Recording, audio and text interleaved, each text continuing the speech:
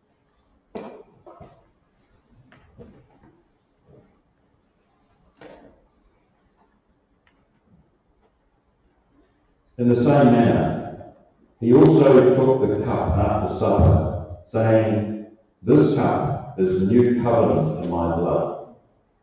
This do as often as you drink it in remembrance of me.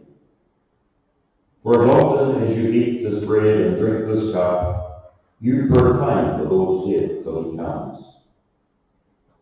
Lord God, again, we want to thank you for your presence here with us today. Thank you, Father, that we can celebrate this meal. We don't have to be sad, we can rejoice because what it has done for us, for the future generations, for this world. Father, we pray that this morning as we participate in this cup, that we would also be aware that we are part of a community together, Lord. Amen. So as we do get served the cup, if you can hold the cup, and we will drink together, which is a symbol of our unity and our community together this morning.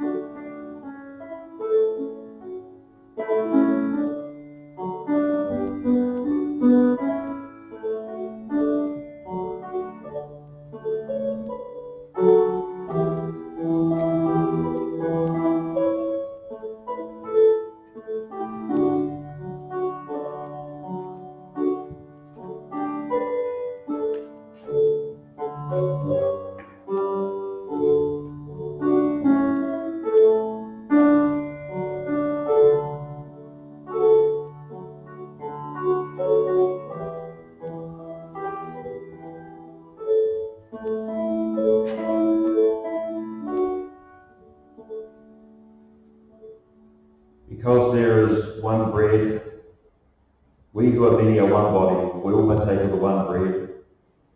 Because there is one cup, we also partake of that cup as a show of our unity together. Drink together.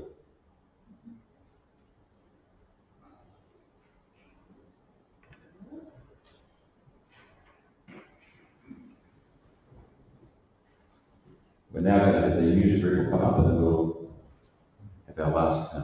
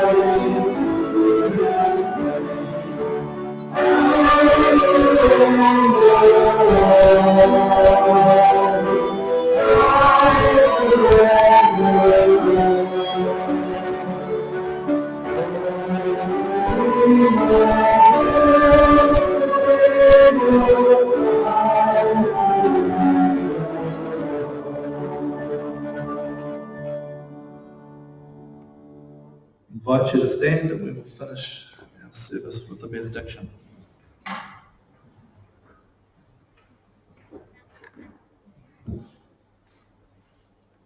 May the road rise to meet you. May the wind be always at your back. May the sun shine warm upon your face and rains fall soft upon your fields. And until we meet again, may God hold you in the palm of his hand. Amen. Have a good week.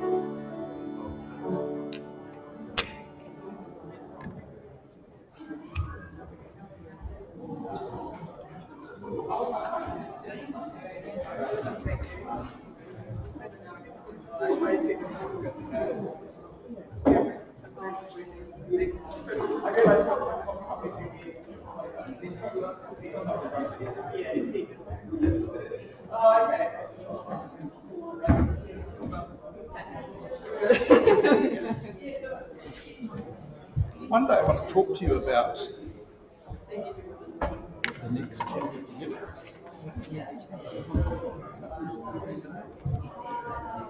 Sitting down, do I need to sit down? No. Next chapter. What do you want to say?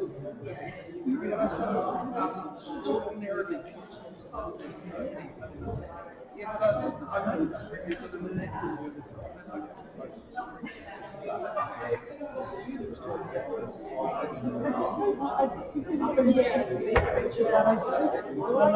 it's just go with the story God's laid on my heart.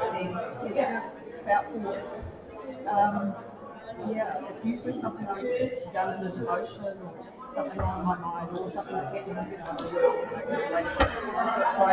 I get a bit stressed if I think, oh, I'm on this next and I'm on that, you know what I mean?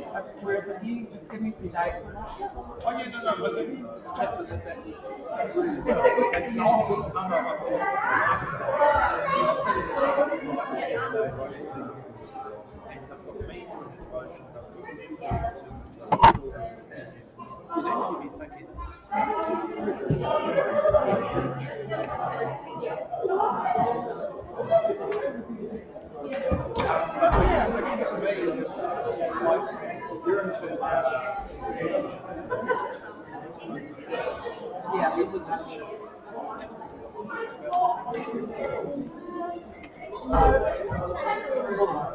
And I'm really only with the guys, so it's, you know,